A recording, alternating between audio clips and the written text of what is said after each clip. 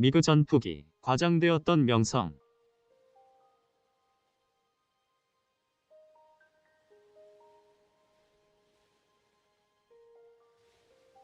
지난 1960년대에 탄생한 미그-25 폭스배트는 동서 간의 대립이 극심했던 냉전 시대를 상징하는 대표적인 전투기다. 미국의 신의 폭격기를 두려워한 소련이 이를 막기 위한 목적으로 개발했지만 정작 자세한 내용을 알 수 없었던 서방은 단지 레이더 등으로 포착한 단편적 정보에 놀라 최고의 비밀 무기로 취급하면서 성능 이상으로 유명세를 치르는 아이러니를 연출했다. 속도가 전투기의 성능을 대변하는 가장 중요한 요소로 취급받던 시절에 탄생한 괴물답게 미그-25는 미국의 고고도 전략 정찰기인 SR-71이 퇴역한 이후 현존하는 군용기로 가장 빠른 속도로 비행할 수 있다. 그만큼 마하 3을 넘는 최고 속도는 미그-25를 상징하는 단어이자 모든 것이라 할 수도 있다. 하지만 더 이상 속도가 가장 중요한 지표로 여겨지지는 않기에 이제는 구닥다리 전투기로 취급된다. 시작은 처음 언급한 것처럼 미국의 신의 폭격기 때문이었다. 한국 전쟁에서 미그-15의 곤혹을 치른 미국은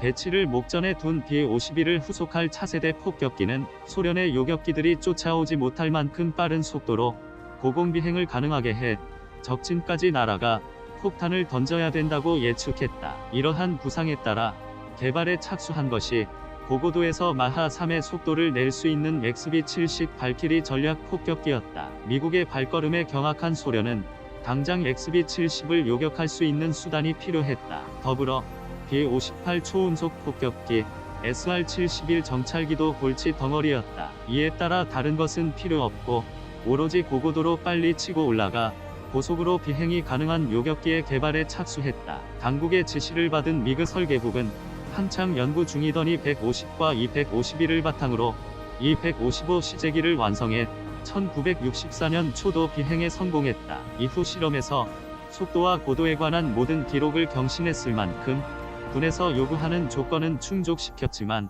세부적인 성능은 문제점이 많았다. 사실 지금의 전투기라면 그런 문제까지 해결되어야 실전에 배치될 수 있겠지만 소련은 연구를 진행함과 동시에 1967년부터 미그-25라는 이름으로 양산을 개시해 1970년부터 실전 배치를 시작했다. 그만큼 다급했지만 정작 바로 그때 미국은 XB-70의 개발을 취소한 상태였다. ICBM 같은 장거리 미사일의 역할이 커진 데다 강력한 방공망이 등장하면서 폭격기의 효용가치를 떨어뜨렸기 때문이었다. 그런데 탄생 배경을 모르던 미국은 놀라운 속도로 요격을 뿌리치고 나토 방공망을 우습게 넘나드는 미그-25에 전전긍긍했다. 소련은 서방이 예상치 못한 당황한 모습을 보이자 미그-25를 선전수단으로 적극 이용했다. 누가 누구를 두려워하고 있었는지도 제대로 모르던 냉전 시대의 모습이었다.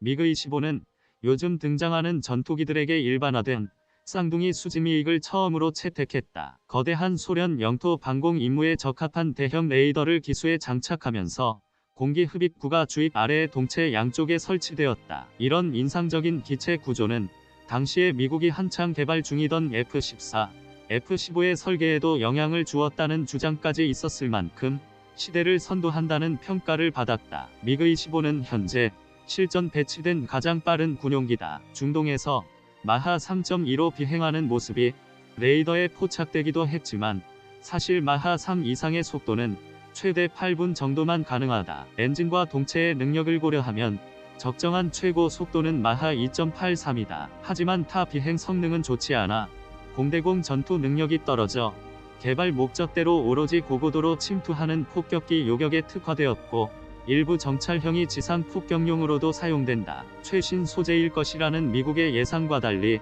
스테인리스 스틸 80%, 알루미늄 11%, 티타늄 9%로 이루어진 강철 합금이어서 동급의 서방 전투기와 비교해 상당히 무겁다. R-15B 300 터보 제트 엔진은 강력한 힘을 낼 수 있지만 연비가 낮아 기체의 70% 정도가 연료 탱크일 만큼 공간 배치가 비효율적이다. 덩치에 비해 무장 능력도 떨어지는 데다 각종 전자 장비의 성능도 그다지 좋은 평가를 받지 못한다.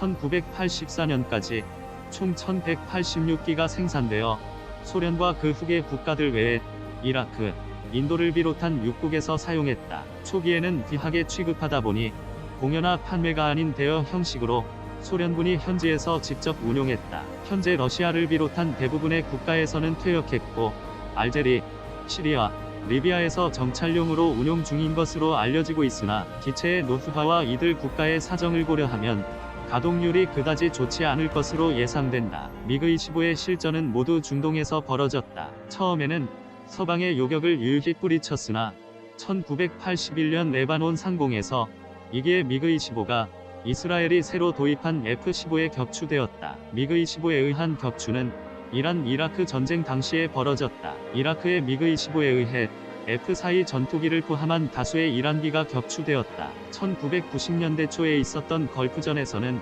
이륙도 하지 못했을 만큼 다국적군 전력에 압도당했다. 실전이라 할 수는 없지만 1976년 9월 6일 일본 북부의 하코다테 한관공항에 소련 방공군 소속 빅토르 벨렌코가 미그-25P를 몰고 귀순한 사건은 미국 대통령이 직접 나서 안전한 망명지 제공까지 약속했을 정도로 국제적인 센세이션을 불러왔다. 미국은 이때 확보한 기체를 철저히 조사해서 미그-25를 정확히 파악할 수 있었고 단지 속도에 놀라 무서워했던 것뿐이라는 결론을 얻었다.